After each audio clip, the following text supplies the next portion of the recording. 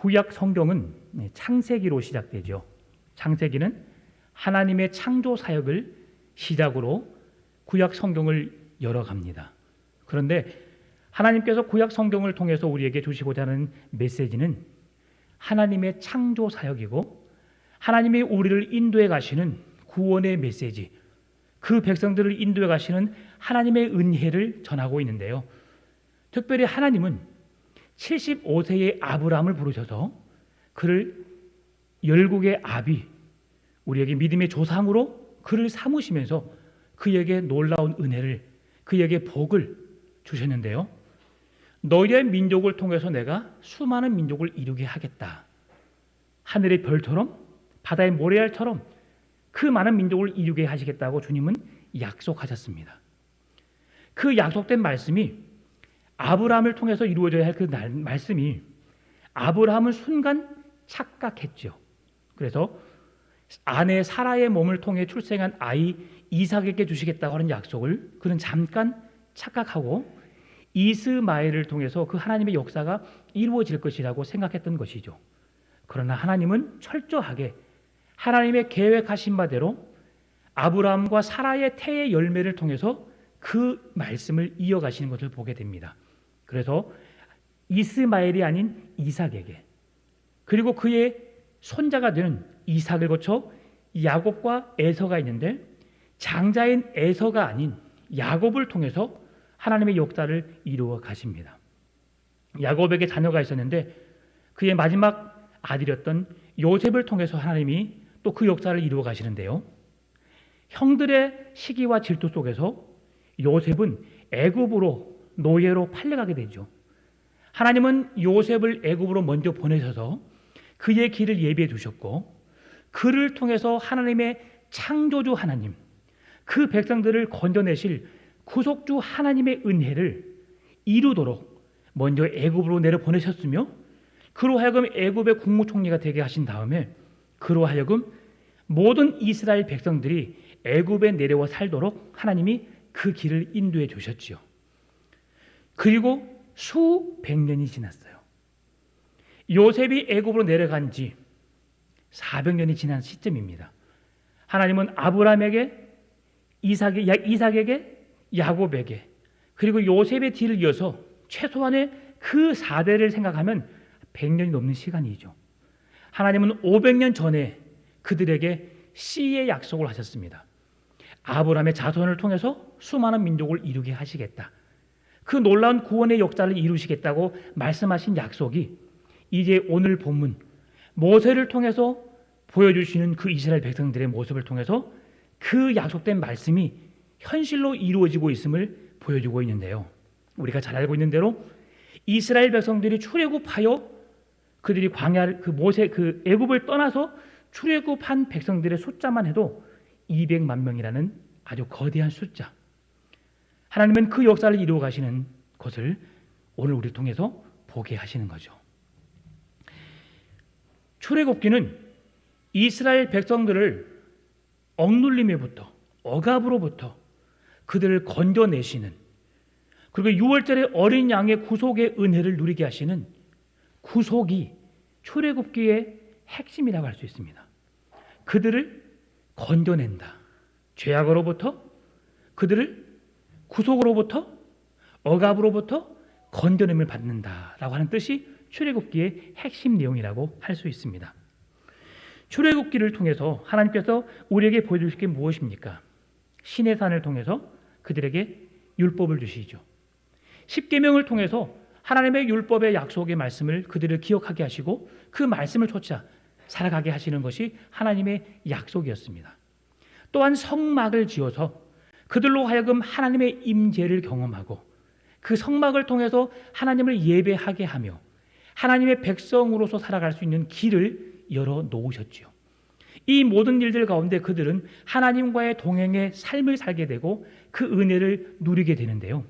오늘은 400년이나 시간 동안의 애굽에 머물러 살면서 그들은 자유함 없이 종으로서 얼마의 기간 동안 그들이 자유롭게 살다가 억압을 받고 이렇게 종로로 타면서 노예로 살았는지 정확하게 알지 못하지만 그 인생 속에서 그들의 고통을 하나님께 부르짖으며 하나님의 구원의 메시지를, 하나님의 구원의 손길을 펼치는 구속의 은혜를 간절히 바라보는 이스라엘 백성들의 애절함을 우리에게 소개하고 있습니다. 하나님은 그 일들을 이루기 위해서 한 지도자 모세를 세우셨는데요.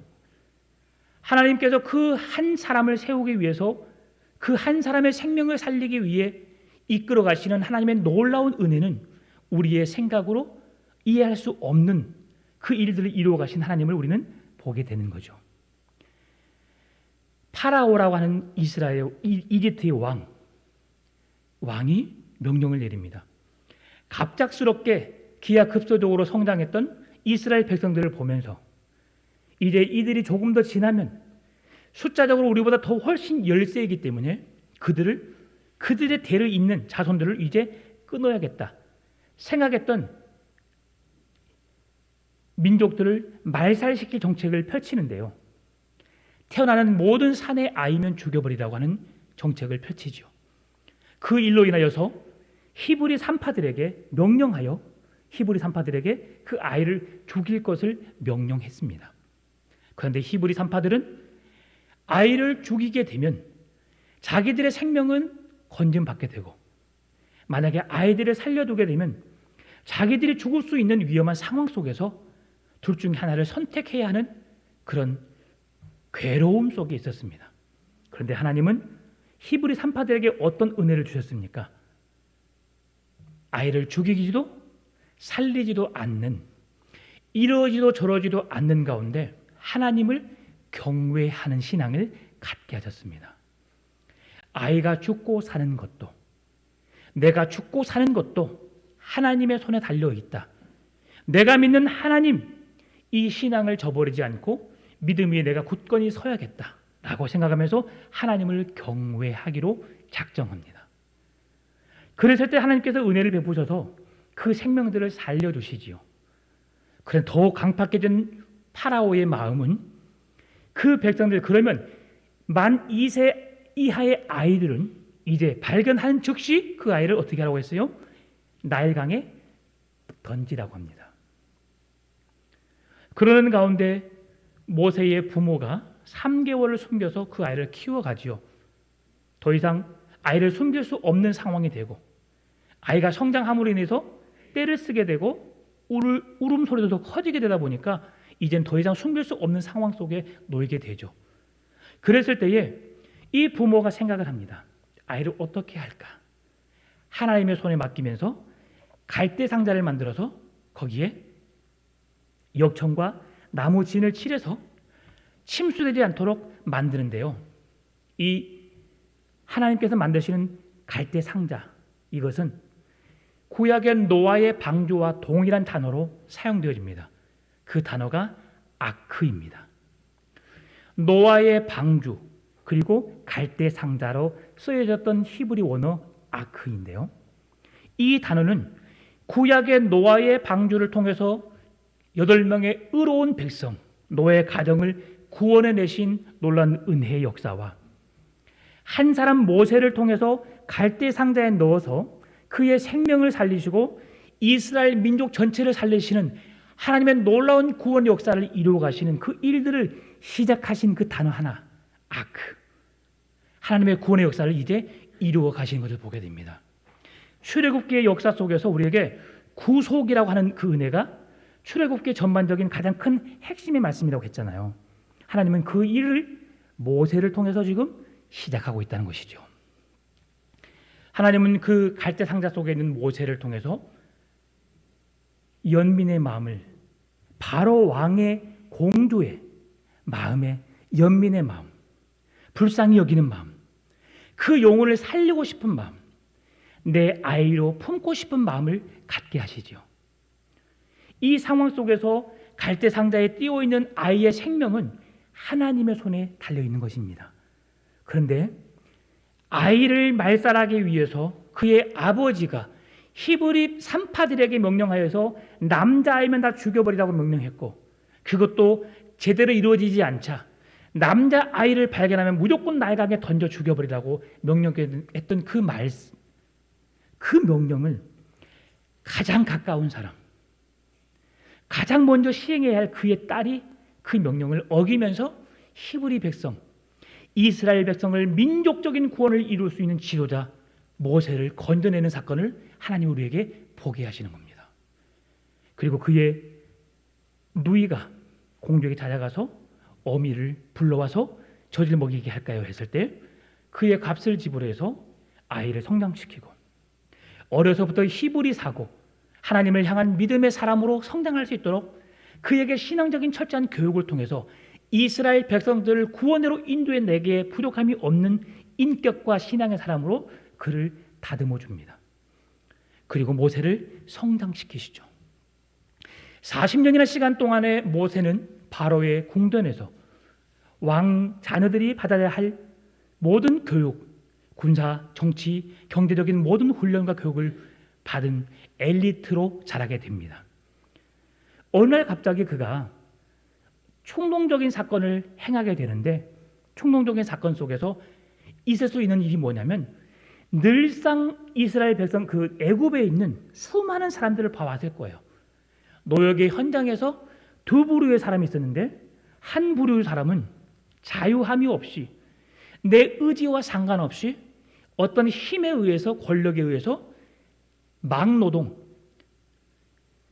죽는 그 순간까지 노역을 해야 하는 히브리 백성들과 그들을 관리, 감독, 감시하면서 그들을 내치면서 그 일, 성과를 움직이기 위해서, 이루기 위해서 행하는 그 사람들이 있었죠. 그런데 그 상황을 지켜보는 모세의 마음 가운데 날마다 그의 마음을 움직였던 것은 뭐냐면 노역을, 힘든 노역을 통해서 고통당하는 그 백성들에게 모세의 마음이 있었다고 하는 거죠. 그래서 그 현실을 보고 참을 수 없는 충동에 의해서 그 애굽 사람을 죽이지요. 주위를 살폈는데 아무도 없음을 확인하는 모세는 그 상황을 모른다 생각하고 일을 행했는데 다음날 아침 나가보니까 히브리 사람 두 사람이 싸우고 있는 거예요. 성경에서 말씀하기를 둘 중에 누가 잘못했는지를 명백히 알고 있는 그 사실 속에서 모세가 말합니다. 너가 잘못했으니까 용서하고 화해해라. 그랬더니 이 히브리 사람이 뭐라고 말합니까? 우리가 언제 당신을 우리의 지도자로, 우리를 대변할 자로 세웠습니까? 당신 어제 보니까 애굽 사람을 죽였더만요. 제가 그 눈으로 보았어요. 하면서 소문을 퍼뜨리기 시작하죠. 이때 모세는 두려움에 사로잡히게 됩니다. 모세는 어떤 삶을 살았습니까? 바로의 공주의 은혜를 입고 산 사람이에요. 애굽으로 인하여서 40년이나 시간 동안 교육받으며 먹고 살며 어머니의 양자 삼아주신 어머니의 사랑을 먹고 살았던 모세의 삶이었어요. 모세는 고민되었을 겁니다. 어머니를 배신하느냐, 40년 동안 나를 길러준, 나에게 교육을 시켜준 애굽을 배반하느냐, 아니면 내가 히브리 민족의 대표성을 가지고 그들 앞에 내가 설 것이냐. 이 고민 속에서 모세가 선택한 건 무엇입니까? 하나님 앞에 서는 거지요.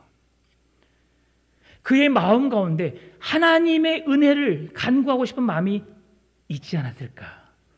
그 신앙이 아마 어머니의 신앙 교육을 통해서 그에게 그런 마음이 있지 않았을까? 실제로 그 당시에 그런 마음을 가졌다고 하는 것은 우리가 이해할 수 없는 상황이지요.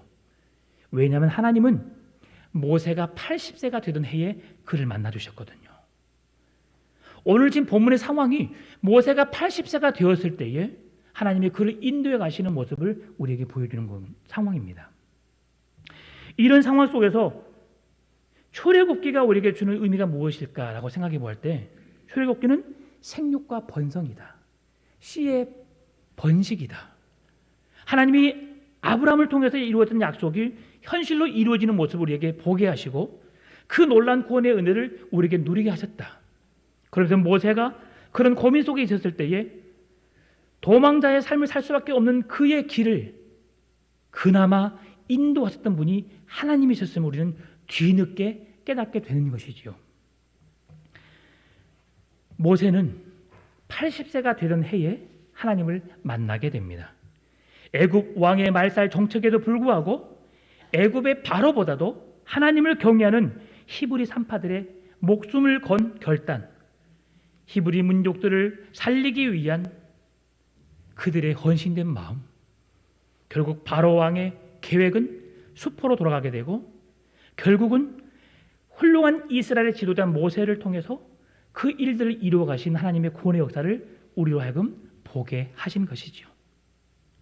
여러분, 제국을 이길 수 있는 힘은 그 제국을 이기기 위한 더 큰 군사력이 아닙니다.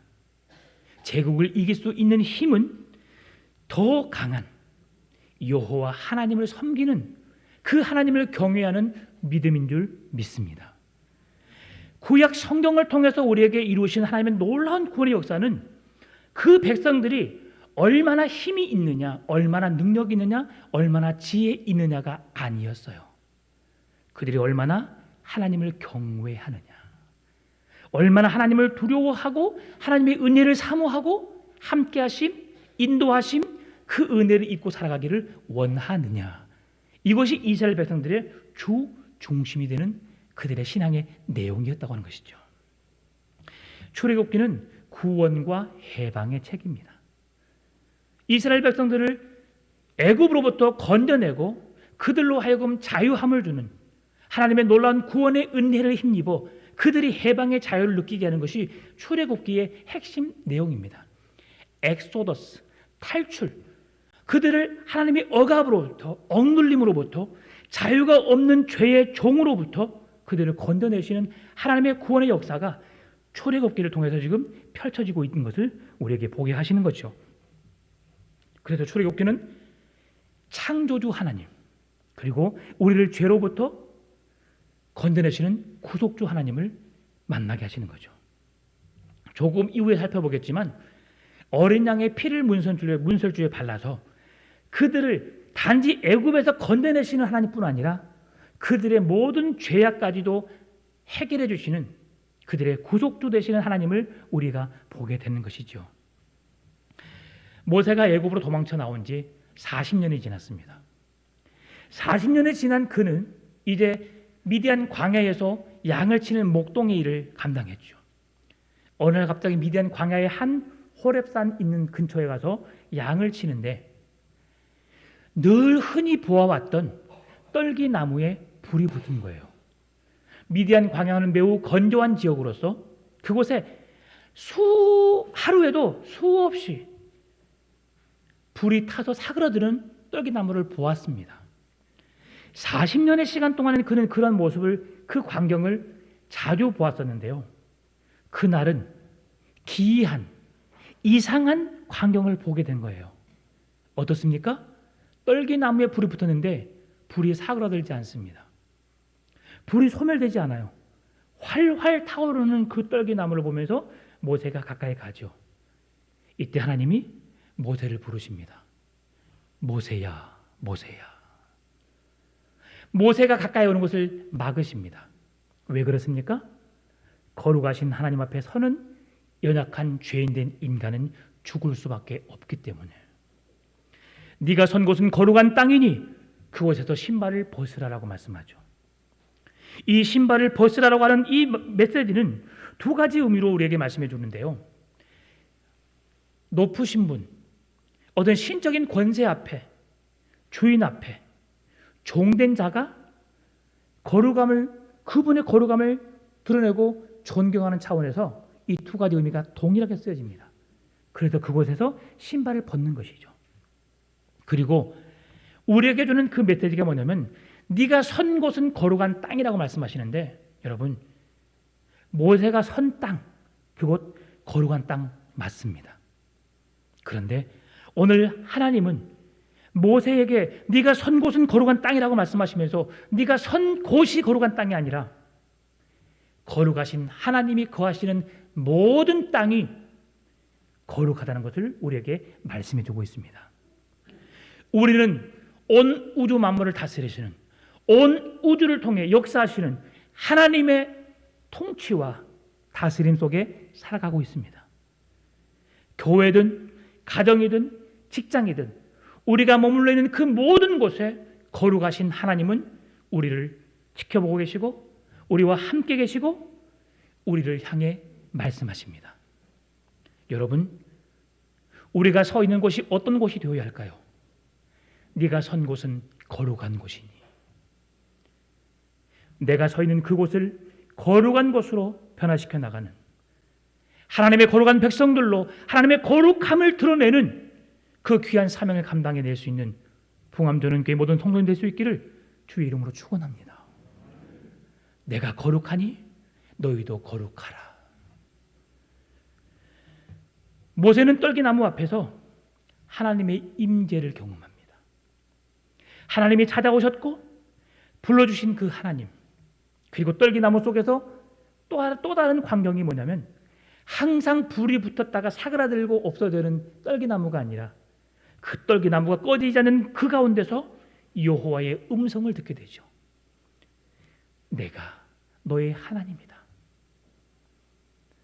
그러면서 이 떨기나무 속에서 모세가 발견하는 게 또 하나 있습니다. 처음에 말씀드렸던 씨의 언약. 나는 아브라함의 하나님, 이삭의 하나님, 야곱의 하나님으로서 내가 그 민족을 통해서 하늘의 별과 같이 바다의 모래알 같은 민족의 번식을, 너희들에게 민족의 축복을 내가 너에게 주겠다 하신 말씀을 떨기나무 속에서 하나님의 씨의 언약의 약속을 이루신 하나님을 만나게 되는 거죠. 사랑하는 성도 여러분, 모세는 하나님의 일하심을 신뢰하지 못했습니다.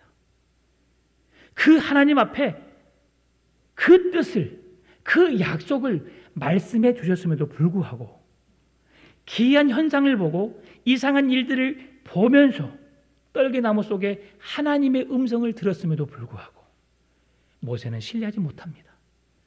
왜 그랬을까요? 오늘 본문의 11절에서 말씀합니다. 모세가 하나님께 아뢰되 내가 누구이기에 바로에게 가며 이스라엘 자손을 애굽에서 인도하여 내리이까? 나는 어떤 사람입니까? 애굽 사람을 죽인 살인자입니다. 내가 다시 애굽으로 돌아가게 되면 그들은 살인자가 돌아왔다라고 말하면서 내 말을 믿지 않을 것입니다.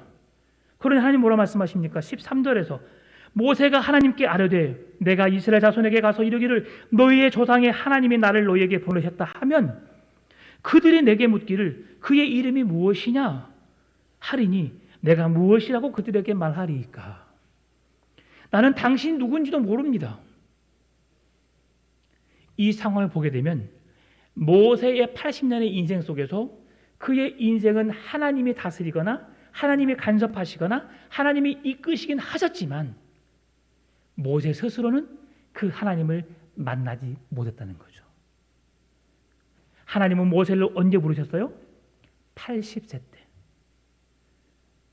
하나님이 아브라함을 언제 부르셨어요? 75세 때.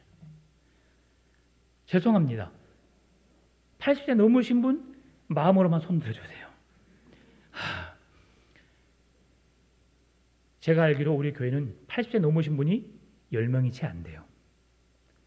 그러면 우리 모든 자는 지금 하나님이 모세를 부르셨듯이 우리에게도 40년이라는 새 시대, 하나님의 새로운 창조의 역사를 이어갈 이 시대의 주역들로 주님이 우리를 부르실 수 있다는 사실, 우리에게도 소망이 있는 것입니다. 나이 들어서 아무것도 할 수 없다? 그건 절대로 해답이 될 수 없습니다. 주님이 건강 주시는 대로, 우리에게 생명 주시는 그대로 그 일들을 위해서 힘쓰시길 바랍니다. 여러분, 죄송합니다. 여기서 말씀드려서 우리 조용장 장로님, 이산내 권사님을 우리 교회의 거울로 삼았으면 좋겠어요. 하나님에 대한 열심, 교회를 사랑하는 그 마음, 그 어르신들께서, 우리 장로님 94신가요? 5신가요? 지금도 버스 타고 교회로 오십니다. 건강 주신 하나님, 믿음 주신 하나님, 저는 그 하나님을 보면서 너무 감사한 거예요. 우리에게도 이런 건강 주시고 이런 믿음 주셔서 교회를 세워가게 하실 줄 믿습니다. 여러분 기도 많이 해주세요. 우리 장로님 본이 되어서 120세까지 모세를 부르시는 그때까지 하나님께서 건강 주셔서 교회로 출발할 수 있도록. 여러분 지금 100세 인생 아닙니다. 80세가 시작입니다. 120세 인생 우리에게 열어가실 줄 믿습니다. 출애굽기 4장 1절에서 모세가 자기 또한 변명을 합니다.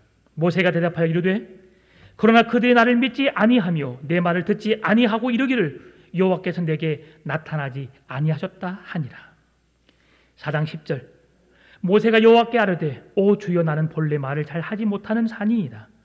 주께서 주의 종에게 명령하신 후에도 역시 그러하니 나는 입이 뻣뻣하고 혀가 둔한 자니이다. 13절 모세가 이르되 오 주여 보낼 만한 자를 보내소서. 모세는 하나님의 부름에 못하겠다고 두 손 두 발 들지요. 그럼에도 불구하고 하나님은 모세를 통해 일하길 원하시는 하나님의 계획을 꺾지 않으십니다. 포기하지 않으십니다. 하나님은 이스라엘의 지도자, 그들을 애굽에서 죄악으로부터, 억눌림으로부터, 노예로부터 건져내기 위한 구원자로 모세를 세우셨던 것처럼 오늘 하나님은 저와 여러분을 부르셔서 그 귀한 일들을 감당할 수 있는 이 시대의 주역들로, 주인공들로 하나님의 구원의 역사를 이루어갈 새 창조의 사역자들로 부르실 줄 믿습니다. 여러분 귀를 쫑긋 세우시고 주님의 세미한 음성까지 듣기 위해서 주님 앞에 나아가시길 바랍니다. 믿음 흔들리지 않고 늘 주의 은혜로 말씀의 능력으로 살아갈 수 있기를 바랍니다. 하나님은 모세에게 내가 할 수 없습니다 라는 고백 속에서 덧붙여 말씀하십니다. 그래, 그 일은 네가 하는 게 아니야. 너를 통해 하나님께서 하시는 거야. 내가 하는 것은 문제가 있습니다. 내가 하는 것은 하나님이 기뻐하지 않습니다.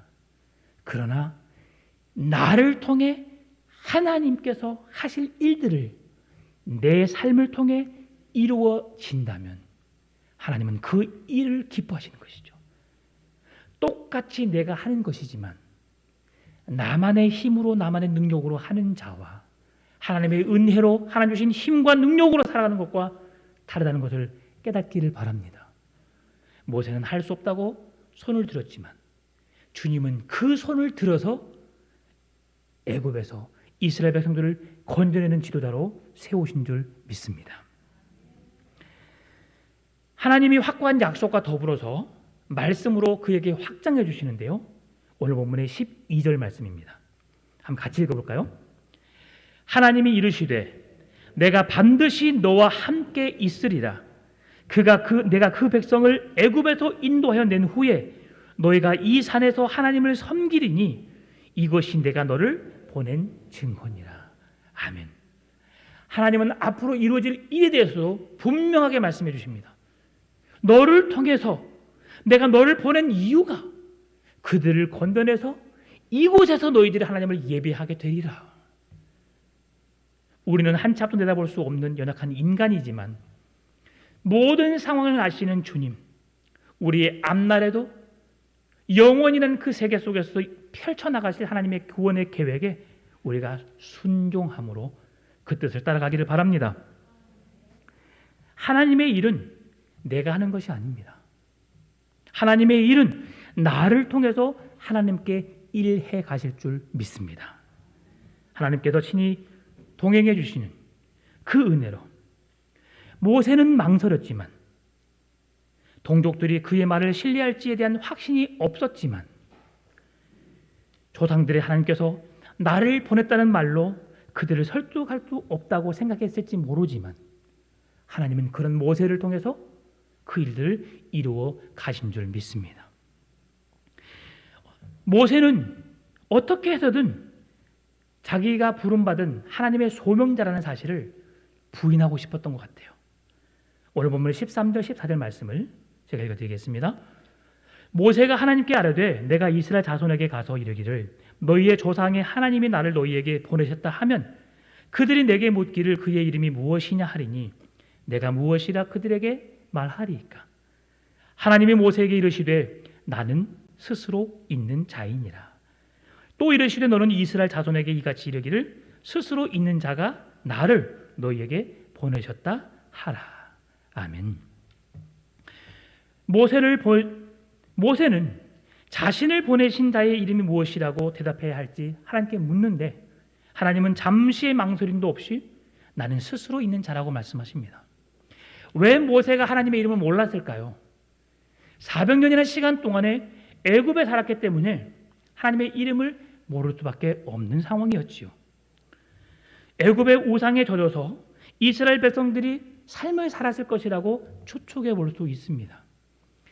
내 나라에서 내가 마음 편하게 신앙생활을 한 것도 우리는 이렇게 하나님을 예배하고 하나님을 만나는 것이 쉽지 않은데 타국에서 내가 믿는 하나님을, 내가 믿는 신을 섬긴다는 것 더욱 어렵지 않았겠습니까? 더군다나 자유인이 아닌 노예로서 삶을 살아가는 그 인생 속에서 하나님을 믿기란 더욱 어려웠을 것입니다. 그래서 모세에게도 하나님에 대한 확신이 없었기 때문에 그렇게 말할 수밖에 없었던 것이죠. 모세는 앞이 캄캄했습니다. 소망이 없던 것이죠. 나에게 확신이 없는데 오늘날 복음을 전하는 우리들의 모습 속에서 쉽게 경험할 수 있는 게 뭡니까? 예수님 믿으십시오. 하나님 믿고 하나님의 자녀된 삶을 살아야 합니다고 복음을 전하지만 내 눈에 보이지 않는데 내가 어떻게 하나님 믿습니까? 이런 말 하는 사람 여러분 들어보셨죠? 전도를 하신 분들이라면 한 번쯤은 다 경험해 보았을 일입니다. 많은 사람들은 하나님을 눈으로 보기를 원해요. 내가 믿는 하나님, 내 삶을 통해서 뭔가 내게 말씀해 주길 원하고 내게 뭔가를 보여줘서 살아계신 하나님의 능력을 보기를 원하는 것이 우리의 모습입니다. 그래서 우리 모두는 도마의 믿음과 같은 믿음이라고 할 수 있는 거죠. 우리가 도마의 믿음이 없다 말하지만 사실은 우리도 똑같은 자라고 생각해야 됩니다. 하나님은 보지 않고 믿는 우리의 믿음이 더 복되다 하시지만 하나님을 보지 않고 우리 믿었지만 그러나 우리는 늘 여전히 보기를 원하는 그런 신앙의 사고가 우리에게 잠재되어 있다는 사실. 그러나 보지 않고 믿는 여러분의 믿음이 더욱 귀하다는 사실을 아시고 그 하나님을 믿음으로 끝까지 따라갈 수 있기를 바랍니다. 하나님은 모세에게 이스라엘 백성들에게 해야 할 일과 예상되는 여러 반응들에 대해서 공적인 결과를 두 가지로 말씀해 주는데요.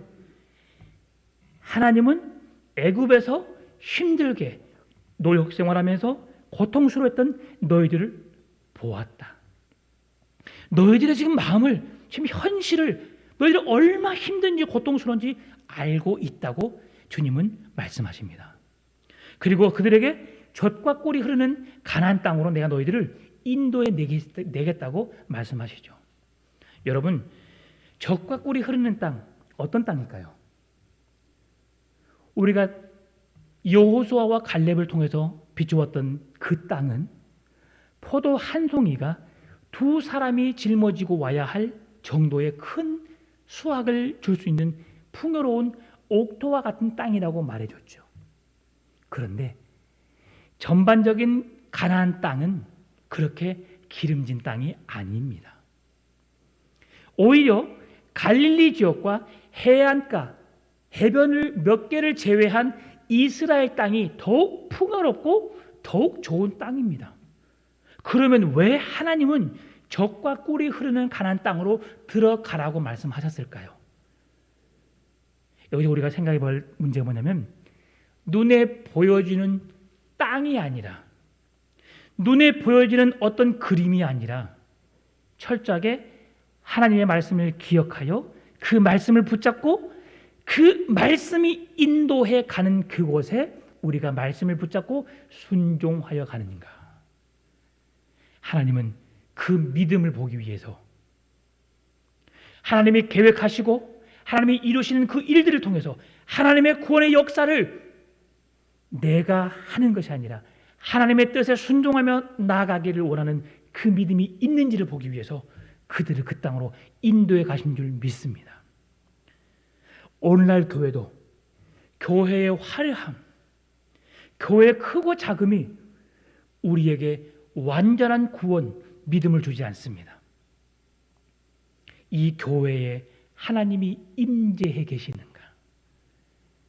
이 교회를 통해 하나님이 여전히 말씀하고 계시고 말씀하신 하나님의 음성을 듣고 그 은혜를 힘입어서 백성들이 살아가고 있는가? 그 믿음을 통해서 하나님은 작은 교회든 큰 교회든 화려하고 아름다운 교회든 간에 주님께서 사용하신다는 것입니다. 교회로 세워졌기 때문에 교회가 아니라 교회로서 교회다운 그리스도인다운 삶을 살아가는 그 교회를 통해서 주님은 일해 가신다는 것입니다. 사랑하는 성도 여러분, 철저하게 주의 말씀에 순종합시다. 주님이 가시는 그 길 믿음으로 믿고 따라갑시다. 내 눈에 보일 때는 아니라고, 그 길은 틀렸다고, 가면 안 된다고 말할지 모르겠지만 주님이 가라면 갈 수 있는 믿음의 길을 여러분 걸어갈 수 있기를 바랍니다. 오늘 주님이 인도하심의 가나안 땅은 바로 그런 곳입니다. 모세가 해야 할 일을 주님께서 말씀해 주시죠. 오늘 본문의 18절입니다.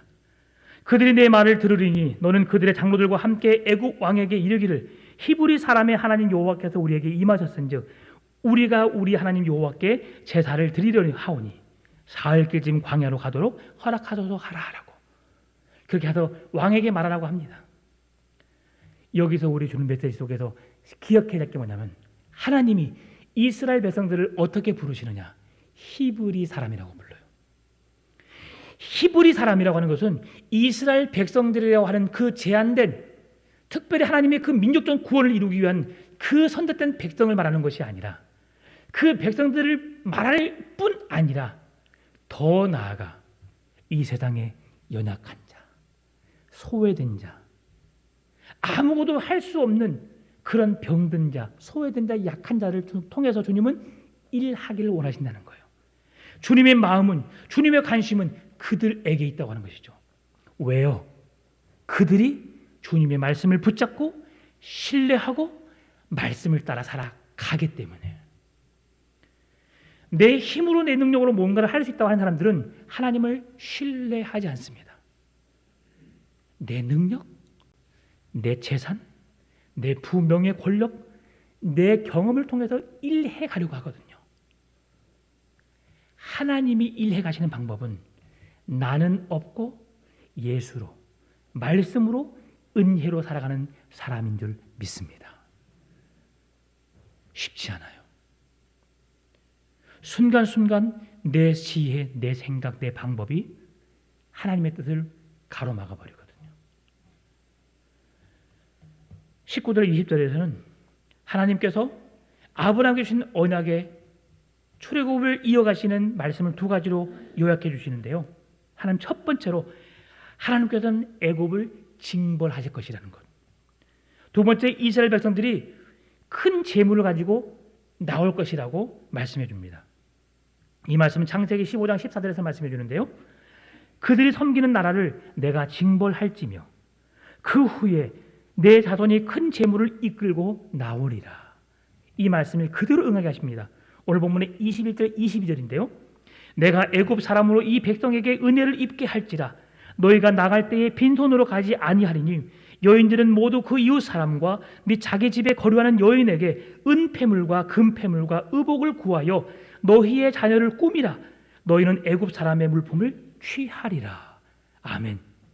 왜 하나님이 이렇게 말씀하실까요? 하나님은 이스라엘 백성들에게 보상해주고 싶은 마음이 있으셨습니다. 하나님은 21절 21절에 2절에 이르서 하나님이 그들에게 보석과 같이 은폐물과 같이 그 모든 것을 취하리라고 말씀하신 뜻이 있었습니다.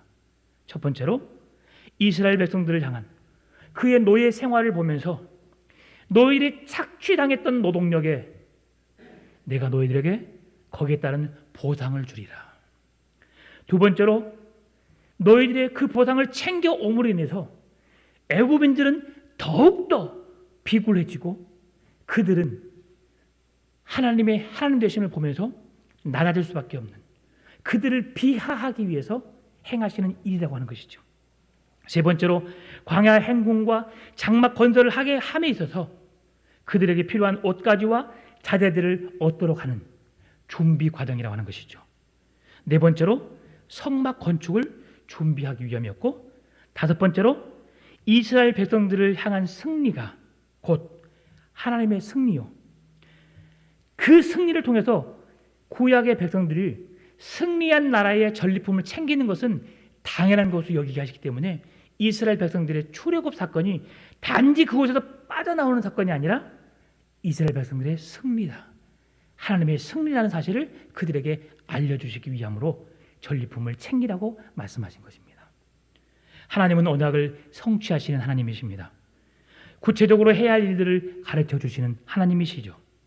모세의 행동뿐 아니라 해야 할 말까지도 알려주시는 세밀하신 하나님이십니다. 하나님은 오래전부터 이 백성들을 향한 구원의 계획을 세우셨고요. 아브라함에게 주셨던 씨의 언약이 500년 이상이 지난 그 시점에서 하나님은 그들의 번성함을 보여주셨고 모세의 지도자를 통해서 백성을 구원해내는 놀라운 일을 행하셨습니다.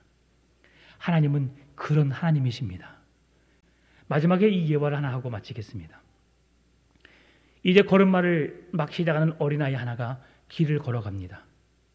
비틀비틀 갈팡질팡하면서 길을 걸어가는데 갑작스럽게 깊이 팬 웅덩이가 있습니다. 그 아이의 걸음을 지켜보던 엄마가 번쩍 들어서 웅덩이 앞으로 내려놓습니다. 아이는 마냥 신나 막 걸어가죠. 그러다가 갑자기 푹 넘어집니다. 그 아이를 일으켜 세울 것 같은 어머니가 가만히 지켜보고 있어요. 아이는 툭툭 털고 일어서서 자기 갈 길을 갑니다.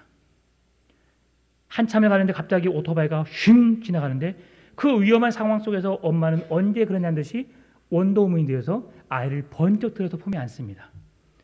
품에 안긴 아이는 그 위험한 상황을 구분하지 못하지만 어머니의 품에 있는 걸 즐거워하면서 거기서 깔깔거리며 웃습니다. 하나님 아버지의 품이 바로 이런 것입니다. 내 곁에서 걷고 지켜봐 주시고 위험한 상황 속에서 나를 건져주시고 넘어져 있지만 스스로 일어날 힘과 능력을 갖게 하셔서 스스로 걸어가게 하시고 결국 사망의 위험한 그 골짜기에 거하게 될 때에도 주께서 함께 해주심으로 내게 구원의 손길을 베푸시면서 나를 품어주시고 그 은혜 안에 살아갈 수 있도록 그 주님 품에서 행복을 누리며 살아갈 수 있도록 주님이 인도해 주신다는 사실입니다. 나는 스스로 있는 자다. 창조부터 주님 다시 오시는 그날까지 그리고 앞으로 영원한 세대를 지배하고 다스릴 하나님과 함께 여러분 행복한 신앙의 걸음걸음을 걸어가십시다. 행복의 시작은 예수 그리스도와 함께입니다. 기도하겠습니다. 하나님 감사합니다. 우리에게 이 믿음을 주옵소서.